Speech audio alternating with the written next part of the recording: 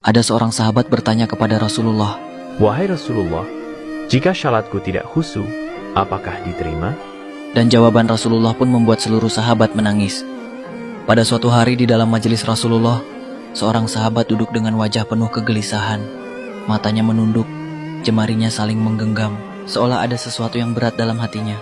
Ia menghela nafas, lalu dengan suara lirih berkata, "Wahai Rasulullah, aku ingin bertanya, tetapi aku takut.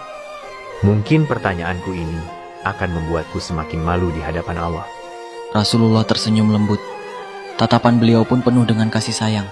Katakanlah wahai saudaraku, tak ada pertanyaan yang membuat seseorang hina jika ia bertanya untuk mencari kebaikan. Sahabat itu mengangkat wajahnya. Perlahan wajahnya mulai berkaca-kaca. "Wahai Rasulullah, aku merasa syalatku sering tidak khusyuk. Kadang aku mengingat urusan dunia, kadang pikiranku melayang entah kemana. Aku takut syalatku tidak diterima oleh Allah. Apakah dengan syalat seperti itu, aku tetap mendapatkan pahala?" Seketika suasana menjadi hening. Para sahabat yang lain menunduk merasakan kegundahan yang sama. Mereka tahu betapa beratnya pertanyaan itu. Namun yang terjadi setelahnya benar-benar tak terduga. Rasulullah tidak segera menjawab. Rasulullah menatap sahabat itu dalam-dalam. Lalu air mata mulai membasahi pipi baginda. Para sahabat pun terkejut. Mereka jarang melihat Rasulullah menangis dalam keadaan seperti ini. Dengan suara bergetar Rasulullah berkata, Demi zat yang jiwaku berada di tangannya, sungguh setan tidak akan pernah berhenti berusaha mencuri bagian dari sholat seorang hamba, hingga ia menjadi malas dan tidak khusyuk. Tetapi ketahuilah, dia tetap melihat usahamu.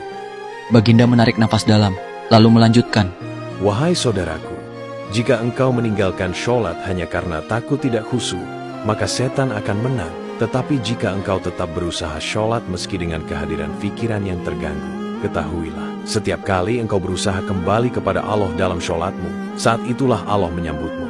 Air mata sahabat itu jatuh. Ia menangis. Begitu juga sahabat lainnya. Kemudian Rasulullah berkata, Bayangkan seorang ibu yang melihat anaknya berjalan ke arahnya, tetapi anak itu sering jatuh dan tersandung. Apakah sang ibu akan marah? Tidak. Ia akan berlari menghampirinya, mengangkatnya, dan mendekapnya erat. Begitulah Allah. Ia lebih penyayang dari seorang ibu kepada anaknya. Selama engkau kembali kepada Allah, Ia akan selalu menerimamu. dari hari itu sahabat tak lagi putus asa dalam sholatnya. Ia tetap berusaha. Dan setiap kali pikirannya melayang, ia selalu mengingat kata-kata Rasulullah. Selama engkau kembali kepada Allah, Ia akan selalu menerimamu.